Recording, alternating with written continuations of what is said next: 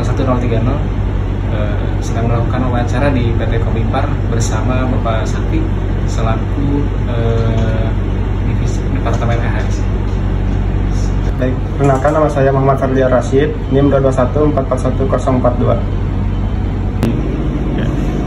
Baik, selamat siang. Nama saya Prati Sakti Ramdhani, bisa dipanggil Sakti. Saya dari Departemen AHS PT Komipar. Saat ini saya in charge di bagian keselamatan kesehatan kerja dan lingkungan. Baik Pak, langsung saja ke pertanyaan pertama. Yang pertama itu bagaimana sistem K3 yang diterapkan di PT Komipar? Oke. Ya, jadi sistem K3 di PT Komipar sendiri sebenarnya kita sudah mengikuti sertifikasi ISO 14001 dan juga ISO 45001. Nah, jadi di sini ada terampil juga untuk daftar-daftar dari dokumennya dari ISO 14001 dan juga 45001. Nah, yang mana di sini terdapat program-program kerja baik dari segi keselamatan kesehatan kerjanya maupun juga dan lingkungan, seperti itu.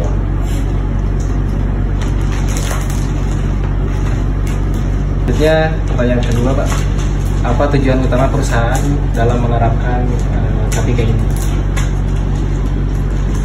Pertama tentunya tujuannya perusahaan menerapkan K3 atau keselamatan kesehatan kerja tentunya ada dua, yaitu mencegah adanya kecelakaan kerja dan juga penyakit akibat kerja, yang mana memang untuk dari segi potensi pasti akan ada yang namanya kecelakaan kerja ataupun juga kejadian hampir celaka ataupun juga penyakit akibat kerja. Nah, dengan adanya K3 yang kita terapkan di PT Komipar, maka dari itu kita berupaya untuk meminimalisir sampai tingkat terendah dari potensi atau misalnya dampak yang disebabkan kecelakaan kerja ataupun juga penyakit akibat kerja.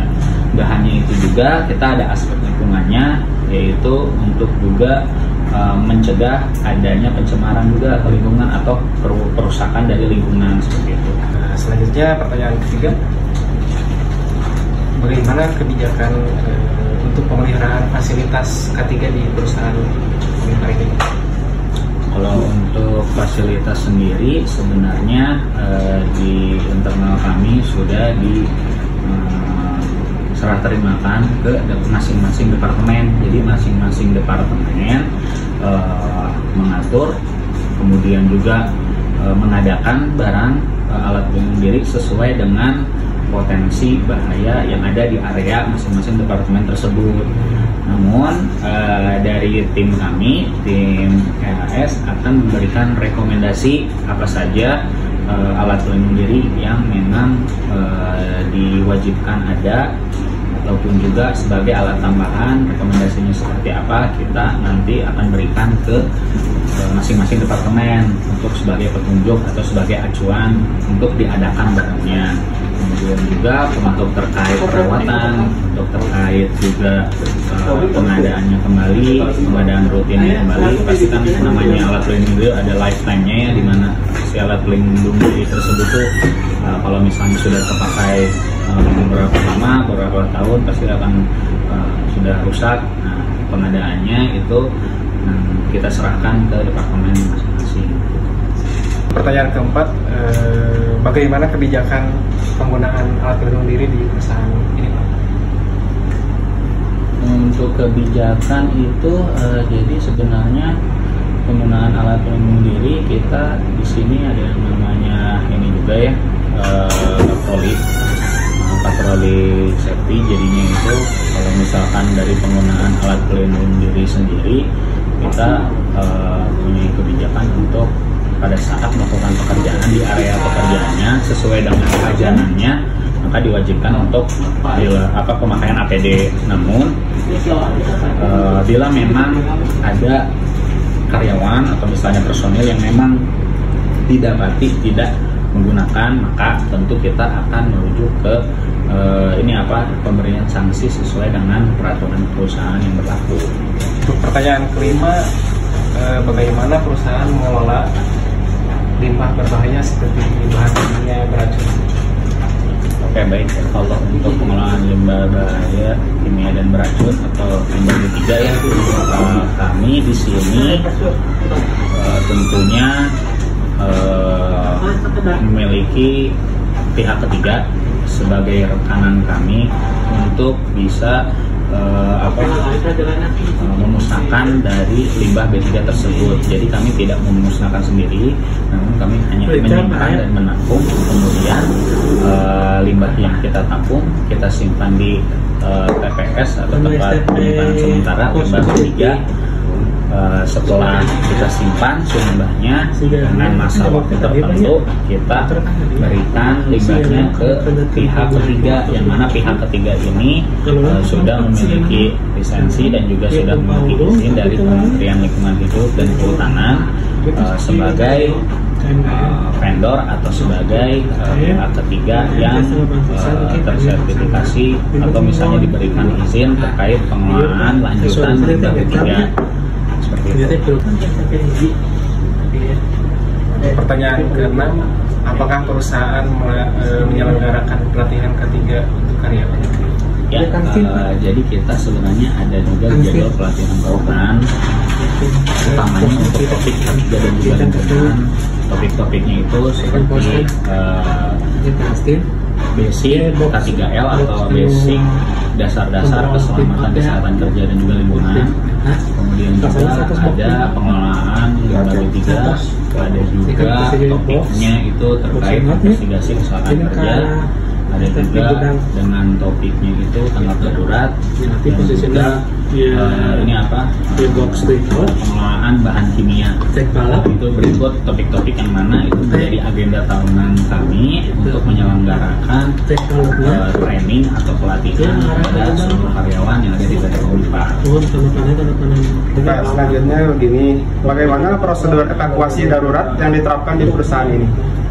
Nah, untuk prosedur evakuasi darurat atau prosedur dari tanggap darurat PT Komipar itu sebenarnya kita ada prosedurnya. Kemudian juga untuk terkait teknisnya itu seperti halnya prosedur-prosedur atau misalnya instruksi kerja di area lainnya atau di tempat lainnya di PT Komipar sendiri, yaitu tergantung dari jenis si kedaruratan yang terjadi. Kedaruratannya bisa itu gempa bumi, bisa itu juga kebakaran, bisa itu juga banjir, bisa itu juga huru hara dan lain-lain. Terkait prosedur yang ada, yang pasti kita udah memberikan juga sign-sign ya atau jalur evakuasi yang tersedia, yang mana itu memudahkan karyawan untuk mengetahui jalur mana yang akan dilintasi pada saat terjadinya proses atau terjadinya kejadian darurat. Kemudian juga setelah melewati jalur evakuasi yang kita sudah sediakan, maka ini apa, karyawan ataupun tamu ataupun vendor yang mana berada di area tersebut pada saat kejadian darurat akan berkumpul di titik kumpul, yaitu di assembly point, yang mana itu berada di depan dari gedung main building kami di bagian samping pos security. Seperti itu titik kumpulnya. Nah, nanti setelah berkumpul di titik kumpul, kemudian juga akan dicatat atau diabsen siapa saja yang sudah terevakuasi. Setelah dicatat dan diabsen siapa saja yang dievakuasi, maka kita akan mengalihkan lagi dari tim kami ke manajemen, dari tim tanggap darurat ke manajemen untuk mengonfirmasi apakah kondisi atau misalnya tanggap darurat ini sudah bisa dari karyawan yang sudah dievakuasi sudah bisa melanjutkan kembali bekerja, ataupun juga pada saat kejadian di stop dulu, dipulangkan, seperti itu untuk karyawan dan tamu. Nah, baik, selanjutnya bagaimana perusahaan merespons keluhan dari karyawan terkait ketiga? Baik, kita di sini ada yang namanya CLBK ya. CLBK itu bukan cinta lama bersemi kembali, tapi catat lapor bahaya kecelakaan, yang mana CLBK itu kita ada ininya ya, formnya. masalah itu sebentar ya. Nah, jadi kita ada formnya, baik itu form manual ataupun juga bisa scan QR code. Nah, di mana setiap karyawan yang memang menemukan baik itu kondisi tidak aman di area kerjanya, baik itu tindakan tidak aman yang mereka menjadi saksi bahwa ada pekerjaan atau ada personil yang melakukan tindakan yang tidak aman, maka bisa untuk melaporkan ke kami via QR code ini. Nah, yang mana QR code ini nanti akan kami rekap. Nah, setelah direkap, nanti kami akan tentukan tindakan preventif dan tindakan korektifnya seperti apa.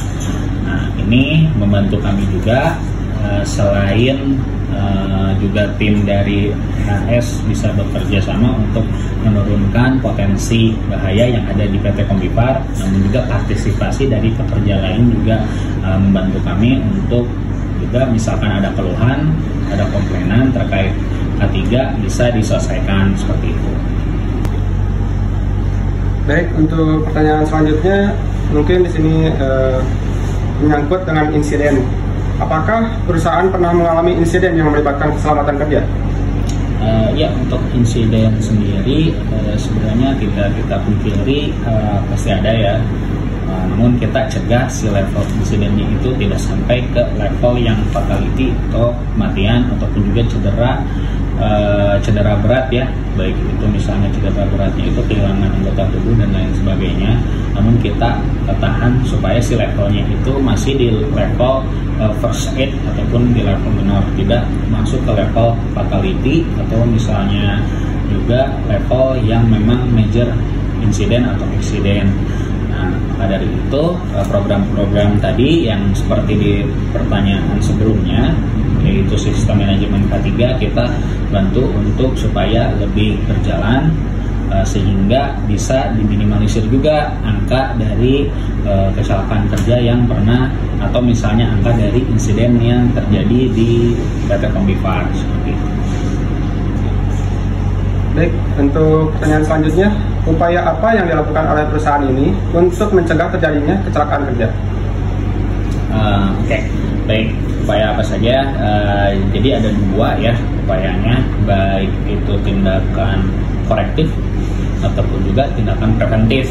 Nah, kita di sini tentunya ada yang namanya identifikasi bahaya, pengendalian resiko dan juga pengendalian resiko, yang mana kita tidak hanya muncul adanya insiden baru kita melakukan tindakan, tapi kita juga melakukan tindakan preventifnya sebagaimana yang ada di identifikasi bahaya, penilaian resiko dan pengendalian resiko, yang mana identifikasi bahaya itu dilakukan saat kita masuk ke area kerja.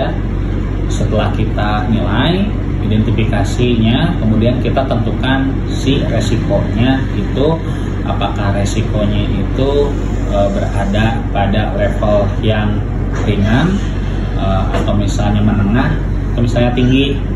Begitu sudah dikeluarkan, kita nilai resikonya, maka kita lakukan pengendalian dari segi prioritas dulu. Jadi dari yang prioritas yang high atau yang misalnya prioritas tinggi, kemudian prioritas menengah dan prioritas ringan atau rendah. Nah, di mana pengendaliannya itu kita lakukan untuk kita memberikan juga rekomendasi kepada tim terkait atau misalnya departemen terkait untuk melakukan juga rekomendasi yang kita sudah berikan supaya tadi si angka kecelakaan kerjanya menurun, terus juga penyakit akibat kerjanya juga menurun, kita bisa redam, bahkan kita bisa hilangkan. Kemudian juga terkait insiden pencemaran lingkungan, kita juga bisa minimalisir supaya tidak terjadi seperti itu. Nah, baik, ini ada pertanyaan terakhir. Adakah pemeriksaan kesehatan berkala untuk karyawan?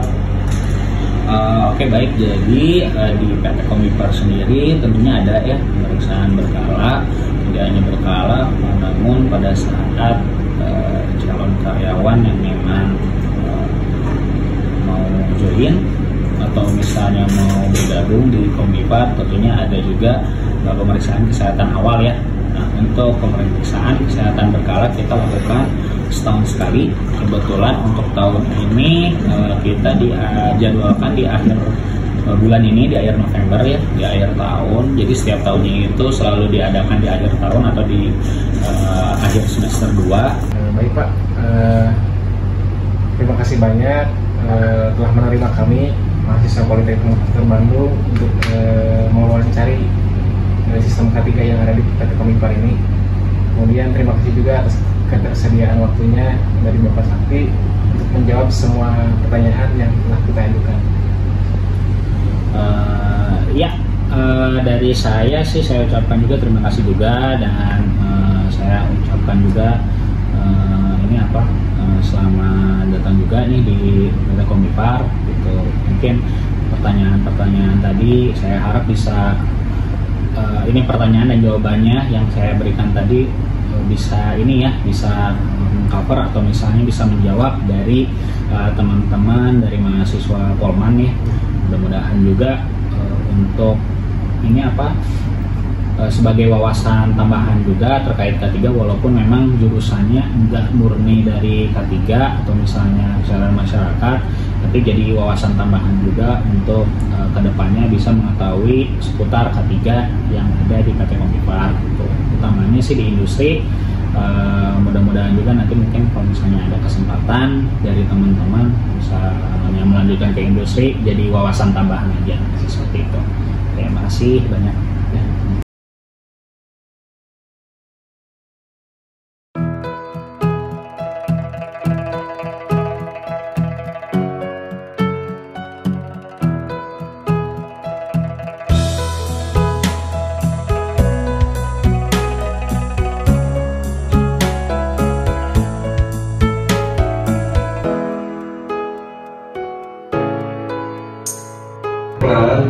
Perkenalan dulu ya.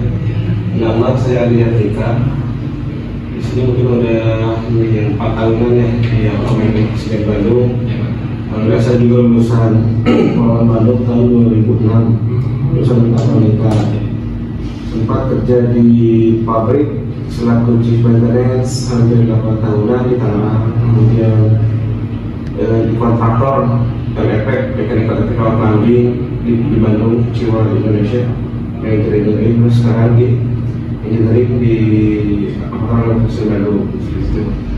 Nah, kemudian saya juga di awal setelah lulus ya ada kepikiran kerja di building. Lalu saat ini enjoy dan enak kerja di building karena beberapa faktor sebetulnya sih.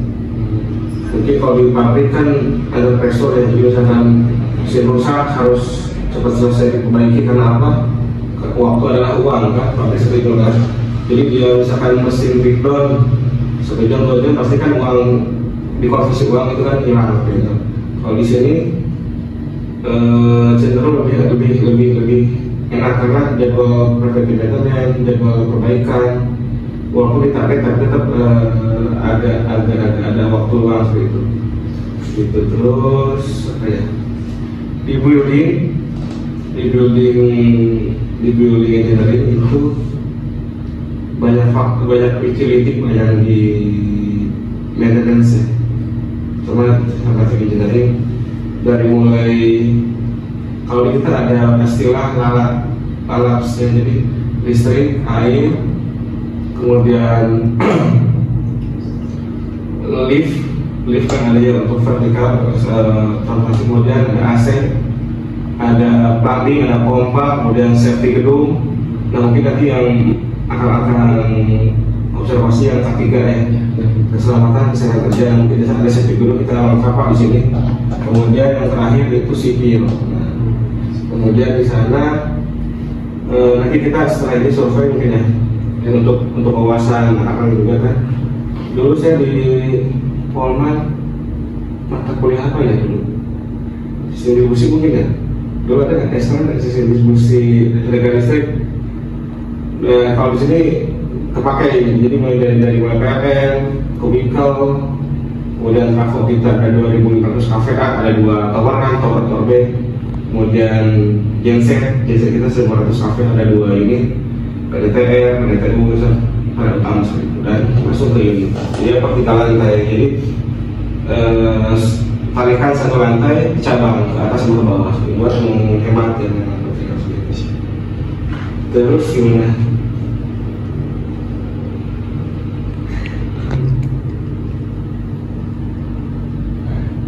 Paling kita ada beberapa pertanyaan Pak. Iya. Ada 5. Yang tadi ya. Ya. Yang pertama mungkin dari saya langsung ke pertanyaan pertama aja Iya. Tidak membuang waktu lama. Bagaimana kebijakan keselamatan di apartemen ini diterapkan Pak? Iya. Sesuai arahan dari top management kan, kalau di building kan kita ini ada property manager, pada saat itu property manager dia membawahi semua ya. Jadi landmark ini 2 tower, tower B, kemudian basement 3, kemudian lantai maksimal 20, terus rooftop ini 1 ya. Ditambah ada kawasan park. Nah di sana ada, makanya untuk manajemen apartemen iya, kawasan hunian iya, ada yang namanya property manager. Itu property manager jelas arahannya bahwa kita sangat mengutamakan keselamatan kesehatan kerja, di mana kita nggak pasti ke peraturan pemerintah ya. Di kita juga ada utility Pak, ada alat-alat equipment yang dimana di sana rutin tiap per semester ya, 6 bulan sekali dicek. Jadi ada kita pakai pihak ketiga ada PJK3. Jadi penanggung jawab K3 tadi, kita via vendor dan dicek, misalkan ada unit genset biasa dicek kemiskinan, maksimalkan 100 desibel ya, itu harus pakai atau 80 harus pakai desibel. Kemudian dicek kualitas buangan genset, kemudian genset udaranya juga gitu seperti ya. Nah itu lurus perizinannya, kemudian tes labnya seperti itu per 6 bulan per semester. Tadi setahun 2 kali. Kemudian yang kedua yang penting gondola kan high risk ya, karena kita gedung tinggi di mana 21 lantai rooftop kan. Untuk cleaning pembersihan area luar kayak fasad, kayak kaca balkon, kemudian pabrik area, nah itu pakai gondola. Dia pernah lihat ya? Nah nanti kita keliling ya. Jadi di kita ada 4 gondola, ada di rooftop 1, A1, kemudian di Sky Garden A2 unitnya, termasuk sama B1, B2, ya 4. Itu Pak, gondola itu ada mobile di atas, ada mesinnya, bisa mobile. Jadi sekeliling gedung tercover. Kemudian ada sangkar gondola. Di sana nanti dia turun vertikal ya. Dari atas ke bawah dikelilingi, misalkan kaca yang dikelilingi, kemudian balkon yang dikelilingi seperti itu. Karena apartemen ada strata title, jadi maksudnya strata title itu sebagian milik pembeli, sebagian milik bersama. Untuk pemilik area atau milik bersama itu tanggung jawab gedung. Maksudnya. Kemudian yang berikutnya yang ketiga itu lift kita tahu kan lift ya, ada lift, ada eskalator kan. Kalau mau mungkin tangga jalan ya. Kalau kita lift tower A ada 8, tower B ada 8 lift, di total ada 16 lift. Di kita ada kan kita bentuknya U apa ya? U tiap floor ada 4, jadi 3 lift passenger, 1 lift service, termasuk tower A, tower B sama. Jadi total satu tower 6 lift passenger. Maksud lift passenger itu untuk tamu orang, kemudian pemilik penghuni. Nah, ada 2 lift service biasanya untuk karyawan kita. Jadi misalkan dia ukuran lebih besar, ukuran sampah lebih besar. Terus ya biasanya buat buang sampah, gearbag kan, buang sampah kan lumayan tuh, apa namanya, sampah besar tuh kayak tong itu. Nah itu lewat lift service itu. Bawa barang misalkan setelah handover unit, setelah terima unit misalkan ya, pasti kan punya furniture, misalkan meja, rias, kasur, dipan dan lain-lain, itu lewat lift service. Nggak boleh lewat di passenger untuk orang seperti itu. Tim engineering perbaikan, kemudian tim housekeeping, kemudian tim gondola, tim yang lain pun lewat ya, tim service. Nah di samping itu juga di kita ini ada apa ini? Ada grup WA emergency response team ERT, kemudian di sini di luar ada Imam Madin. Jadi hari ini hari Sabtu walaupun hari libur ada tuh petugas, misalkan siapa komandernya siapa atau pemimpin komandonya siapa, kemudian tim rescue-nya siapa, kemudian tim hidrannya siapa. Jadi mewanti-wanti misalkan amit-amit kejadian yang di luar kejadian kemauan kita, misalnya kebakaran, kita udah siap, tim kita udah siap seperti itu. Nanti kita bisa dipotong di Mahim. Nanti dan tiap pagi itu diupdate orang-orang seperti itu. Pagi shift pagi sama shift malam 24 jam, karena layanan apartemen memang 24 jam ya. Sama dengan hotel mall beda. Mall mungkin operasional hanya sampai jam 9 10 malam ya, tapi untuk hotel apartemen jasanya 24 jam. Cuman mungkin orangnya berbeda ganti shift. Jadi nah di sana ada perizinan. Ada perizinan dan itu pasti ke dinas tenaga kerja misalkan ya, kemudian ke LHK, kemudian lain-lain seperti itu. Jadi kita sangat menekankan K3 itu gitu, baik secara teori maupun praktik di lapangan. Selain itu kita di safety gedung, selain itu ada sounding ya. Jadi misalkan ada apa-apa kejadian pun kita langsung sound di paging seperti itu. Tower ada seperti itu. Di tiap lantai ada speaker, di pabrikannya ada speaker. Jadi apartemen terutama apartemen Lepak Presiden Bandung sangat mengutamakan K3. Ini cukup banyak. Ada yang kurang? Dua boleh. Masuk ke pertanyaan yang kedua. Bagaimana Bapak meningkatkan kesadaran terhadap risiko keselamatan K3, baiknya pada pengunjung maupun penghuni? Ya, biasanya kita rutin Pak, setiap setahun sekali ya. Jadi biasa di ambang batas apa atau apa alat kepada mobil ringan yang kemungkinan dia kan akan ada luas satu per 2 tahun ya. Biasanya kita adakan simulasi pelatihan baik dari karyawan gedung ataupun dari pemilik atau penghuni. Kita diajak ikut serta untuk penghuni ikut langsung training langsung, aplikasi langsung untuk bagaimana menggunakan bagaimana misalkan memadamkan api yang kecil dengan pakai sarung yang basah, misalnya karung basah seperti itu. Itu rutin seperti itu. Jadi ya itu karena mungkin simulasi training, kemudian nah di sana Pak di tower kita ada TV LCD ya. Di sana kita rutin tuh sharing knowledge, misalkan ya bagaimana cara mendeteksi di unit itu ada asap atau ada smoke, jadi kita tampil hasil itu untuk banner dan sebagainya. Ya, sempat. Nanti untuk berbicara supaya ke lapangannya biar bisa. Langsung dilanjut ke pertanyaan ketiga. Ya. Bagaimana tata letak alat penunjang K3 seperti apa, diisi kerja di manakah, apakah di tiap kamar penghuni ada atau misalkan di setiap lantai? Ya. Untuk alat-alat K3 penunjang alhamdulillah kita lengkap ya. Jadi nanti di depan ini building management office ada satu lemari, isinya kayak alat safety, jadi alat baju tahan api ada, kemudian tandu ada, kampak dan lain banyak kan. Kemudian untuk apa alat penunjang ini kan di tiap lantai ada. Itu kan ada kita nge-U di 4 sudut ada apa? Ada box apa nih di bis botol, ada handler atau buat mecahin kaca ya kalau benar.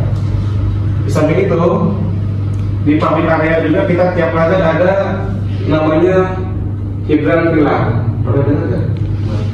Nah, salah satu sistem safety gedung adalah hidran, fire hidran ya hidran. Di sana ada di basement 2. Di sana ada 3 komponen utama pompa hidran, ada joki pump buat mempertahankan pressure ya, tekanan berapa bar di instalasi pipa hidran. Kemudian ada electric pump untuk mendorong air tekanan, tapi dia sumbernya dari listrik PLN. Ada diesel pump. Jadi misalkan amit-amit listrik PLN mati, kemudian amit-amit juga listrik jalan, ada diesel pump. Dia pompa pendorong untuk pertekanan sumbernya nih diesel sendiri, nggak berpengaruh sama listrik luar, jadi aman. Di tiap lantai per titik mungkin satu area satu lantai ada hidran box IHB, itu ada isinya, ada selang, ada nozzle, tinggal dikonek ke pipa langsung keluar air seperti itu. Kemudian ada hidran pilar, sampai hidran pilar juga isinya selang dan nah di samping itu tiap skor A, skor B, SWC, SWD ada landing valve. Landing valve sama, tinggal buka valve-nya langsung keluar air. Sprinkle ada, kemudian di sini ini apa? Sensor apa? Sensor asap ya. Tahu dari mana? Tahu dari mana? Smoke detector ya, itu. Dia kalau smoke detector lubangnya lebih luas. Kalau heat detector dia lubangnya lebih rapat. Jadi ada heat detector, ada smoke detector, ada sprinkle, ini air rasa ya yang merah itu. Jadi misalkan amit-amit suhu ini mencapai panas 70 sampai 75 derajat, dia langsung pecah dan air keluar. Gitu. Kemudian ada gas detektor. Nanti kita kalau ke dalam ini, jadi insya Allah safety gedung di sini sudah lengkap dan dirawat secara pribadi, kemudian di perizinan diurus secara kontinu seperti itu. Dan pelatihan ada, jadi tadi apa? Ada alatnya, ada jadwal perawatan, ada perizinan, ada training atau simulasi ya, dan apa itu? Udah. Lanjut ke pertanyaan berikutnya, mungkin bagaimana apartemen ini mempersiapkan seperti apabila ada bencana alam, kemudian kebakaran, apakah apartemen ini menyiapkan titik kumpul? Ada seri point ya. Ya. Kemudian listrik-listriknya apakah di tiap titik ada? Betul, siap. Alhamdulillah di sini untuk safety gedung pertama assembly point ya. Ada di utama di depan, baru utama di ke lokasi langsung, itu yang pertama ada assembly point. Kemudian berikutnya ada denah jalur evakuasi. Ada, yang pertama ada. Kemudian ada yang ketiga, Titik kumpul sama yaitu dosen tadi evakuasi. Oh iya itu apa? Jadi pas per 2 tahun kita simulasi, misalkan simulasi kebakaran. Ya. Jadi misalkan ya simulasi, misalkan ada alurnya tuh, ada skenario yang misalkan kejadian di lantai sekian, langsung sorry, tim bergerak dan langsung evakuasi dan pemadaman seperti itu. berarti secara otomatis itu tidak bukan hanya yang satu saja, berarti sama penghuninya juga. Betul, penghuni juga. Bagi kita ada grup untuk emergency response team atau buat yang akan lebih hati. Lanjut ke pertanyaan terakhir Pak. Ya. Jika amit-amitnya ada kecelakaan kerja, prosedur pertama yang dilakukan di apartemen ini bagaimana Pak? Ya, prosedur SOP ya, SOP-nya karena terutama kan di kita tim security ada ya, tiap lantai ada, tiap pemilihan ada. Pertama tim security, tim attendant, tim engineering, semua sih tim HK, semua kan udah di training tuh. Nah, amit-amit ada kejadian yang jadi misalkan ada kecelakaan, misalkan di lantai 5, di orang yang pertama mengetahui, misalkan cleaning service kan tiap lantai di cleaning ya, tiap lantai di cleaning, dibersihkan, langsung dilaporan laporan ke atasan, kemudian langsung sounding di emergency response team, kita langsung bergerak langsung ke unitnya. Kemarin ada kasus terdekat, jadi ini mungkin evakuasi ya. Jadi di lantai tower B lantai 5 unit 25, jadi B0525 itu anaknya keram di dalam ini. Jadi si ibunya, 2 orang, si ibunya mau buang sampah keluar ke bedroom, tahu-tahunya pas balik udah kekunci. Anaknya satu tahunan, klik 2 kali, berarti kan udah kunci ya, udah nggak bisa kan, dari luar nggak bisa. Kemudian si ibunya HP-nya ketinggalan di dalam, untungnya ada tim patroli security kita ada rutin. Jadi si pagi, si malam jadi rutin patroli tower baik. Nah ketemu lah, langsung laporan, langsung ke IRT tadi ya, emergency response team, update, kemudian langsung tim engineering masuk, security, kemudian tim HK housekeeping, karena tim gondola kan di bawahnya tim HK, langsung melakukan prosedur SOP penyelamatan. Karena si ibu penyewa dia nggak punya sel. Kemudian si anaknya juga udah ketiduran di dalam, udah nangis lama, mau nggak mau harus dievakuasi kan. Nah caranya gimana? Kemarin kita pakai gondola, jadi gondola masuk, turun, tim engineering sama tim gondola masuk, turun sampai lantai 5, congkel, loncat lewat balkon, congkel ke balkon, masuk, udah. Nah, dan orang-orang yang masuk di sangkar gondola itu punya SIO, sertifikat izin operasi. Itu diperpanjang rutin ya, 3 tahunan kalau salahnya. Termasuk saya juga ada Serkom sertifikasi kompetensi untuk operator genset, itu per 3 tahun sama berlakunya. Dan itu harus diuji teori maupun praktek seperti itu. Waktu mendapatkan Serkom itu diuji seperti itu. Dan itu wajib diperpanjang per 3 tahun. Kalau misalnya nggak berlaku, kan harus diperpanjang seperti itu. Termasuk gondola, kemudian lift. Kalau lift kita karena ini high risk ya, dan spesial, kita service kontrak sih. Jadi ada beberapa equipment kita service kontrak dengan pihak vendor. Jadi kayak gondola, genset, heat pump, sama satu lagi apa? Lift. Karena apa? Lift kan untuk keahlian itu kan? Ya, nggak semua harus bisa, tapi kan emang untuk high risk. Jadi kita itu lift merek Mitsubishi, kita pun vendornya Mitsubishi. Ya, udah. Ada lagi? Tapi cukup ya, mungkin suka. Belum pernah lah. Oh iya, dari awal. Farhan, Ya, saya Farhan. Alianten apa kan? Ali oke aja. Kalau di depan bahaya. Saya Farhan dari Bapak. Asal saya dari Cisarua. Oh boleh, memang terus. Saya satu kelas sama Pandi, kemudian beda kelas sama Oh, beda kelas, bisa satu tim. Cuma ya aja sama kita satu SMK dulu. Oh di SMK 2 ya? Iya. Oh iya. Kalau saya kan dulu SMK 1 Cimahi, kalau ini aja. Oh jadi. Ada lagi? Cukup ya? Ini cukup. Ya. Mau lanjut jalan-jalan? Boleh. Tadi kenapa nggak jelasin gitu?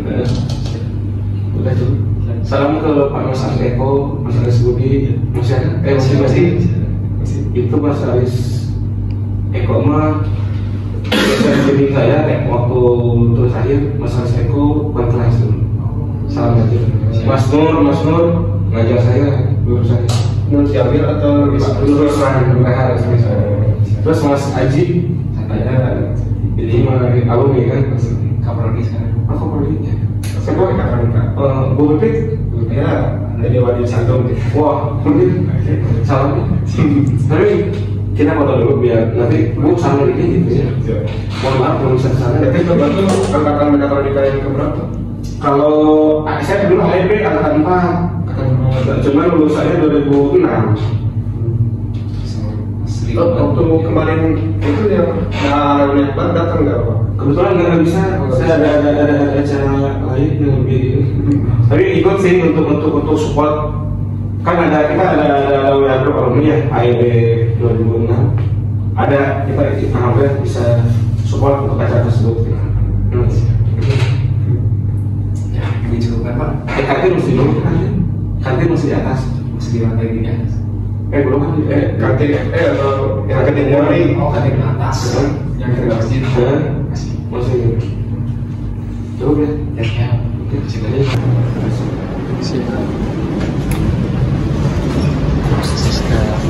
Nah, ini asisten.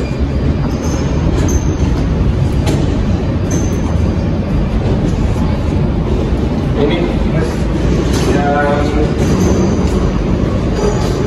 atau ada IRT, ada OKD, organisasi keamanan darurat ya. Jadi sewaktu-waktu amit-amit kejadian kan emergency commander ini bisa PM, ada chief, ada security, ada SPV gitu. Jadi ada jam operasional, ada di jam juga operasional. Ya, siap. Kalau jam operasional kan kita jam 8:30 sampai jam 5:30 ya. Di luar itu, nah ini bukan ada firefighting, selang-selang, operator pompa siapa, ada namanya tuh. Nah ini diupdate tiap hari pagi sampai malam. Jadi non-stop 24 jam timnya siap. Ya. Sama oksigen, sepatu bot, ada apa? Baju anti air, anti api ya.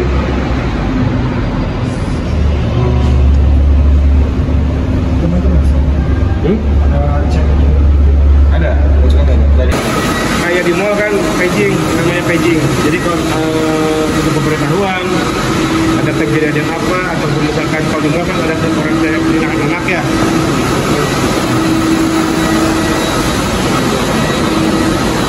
Ini masih kan bisa orang masuk.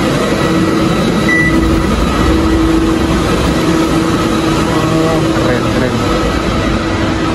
Nah ini ada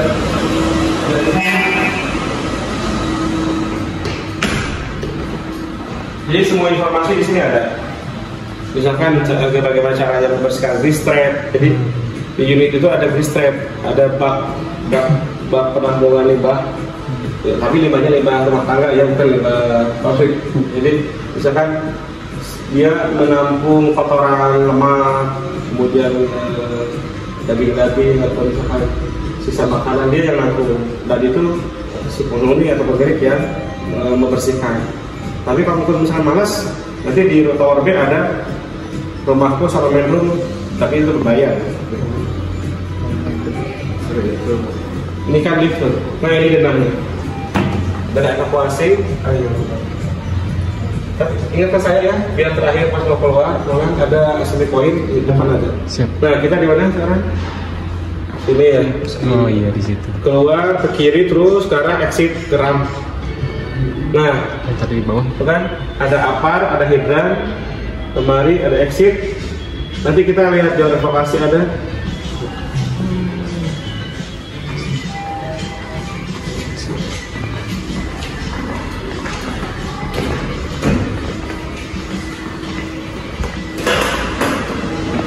Berarti dari luar yang besar tapi dari dalam besar? Iya.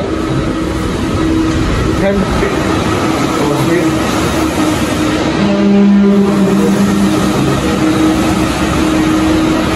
bukan ada kelihatan side exit ya. Jadi kalau ini arah kemana jelas.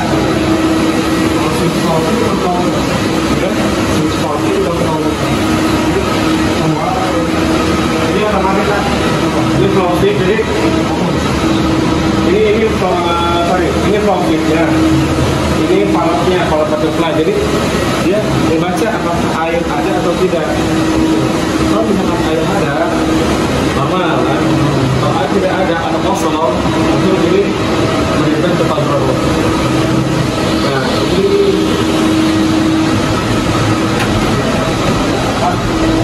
nanti dibuka,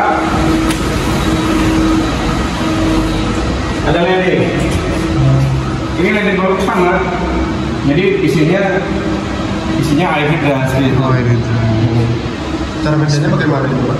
Sama, kalau misalkan masukin selang, langsung buka valve langsung. Nah makanya ini handle-nya dilepas. Soalnya khawatir ada aparnya di dalam. Ada namanya inventaris, ada history kan. Dulu saya pernah dapat mata kuliah apa ya? Historical wajib historical. Hammernya untuk palunya ada. Sein atau apa tandanya ada jelaskan ya. Jelas. Gitu. Terus tadi denah juga lengkap, bukan? Kita sekarang di mana nih? Sekarang di titik Oke. merah. Jadi ini karena lantai 1 dia emang nggak L. Kalau dari atas dari atas itu nge-U. Ini core A, core B, SWC, SWD. Core itu utama, jadi awalan ngebangun. Ini kuat nih fondasi. Core kan inti ya. Yeah. Baru ini SWD itu side wing, jadi sayap atau cabang ya di sini. Atau core B gitu. Di dalam sini ada panel tuh. Panel. Nanti kita kalau pengen masuk, saya harus bawa kunci dulu. Saya pergi dulu aja sekarang. Ini ada smoke projector, ada itu kan ada speaker kan? Ada sound, ada speaker, ya. Tanda exit kita jelaskan. Exit dua. Karena apa? Ini sih perbaikan sih. Ini yang belum kejual. Ya. Ini gelap ya. Ini boxnya, box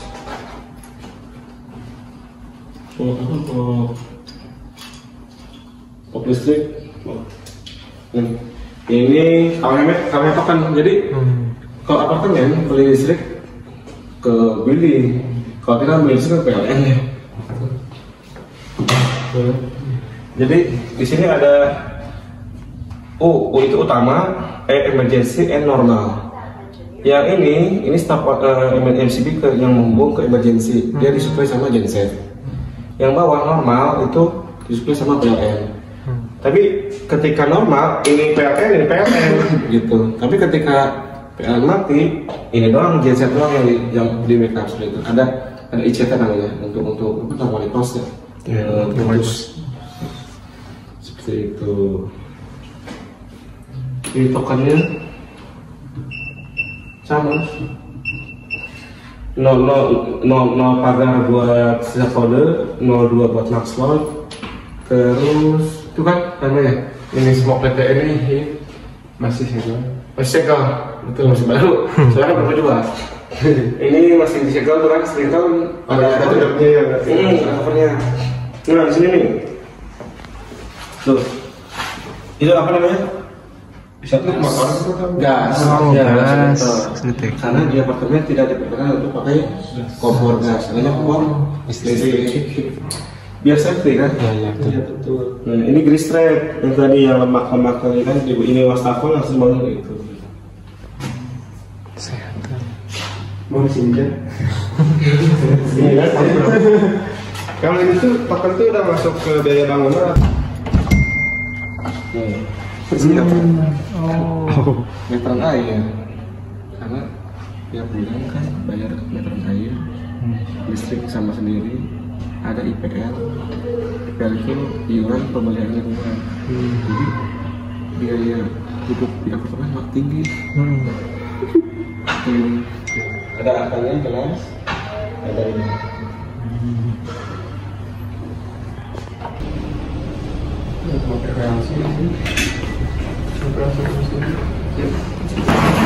Yang paling banyak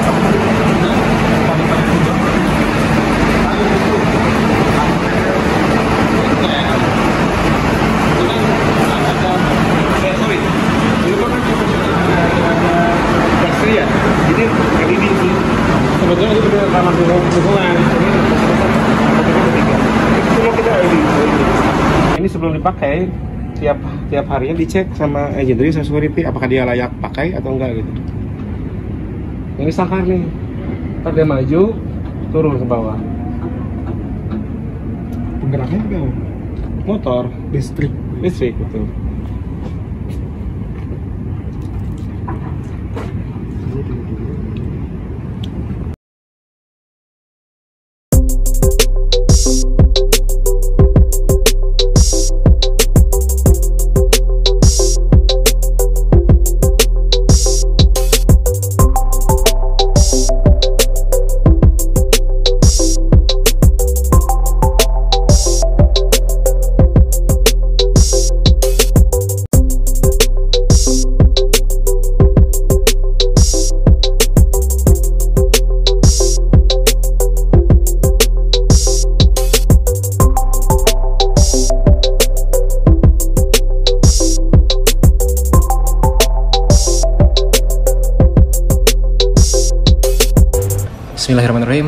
Assalamualaikum warahmatullahi wabarakatuh.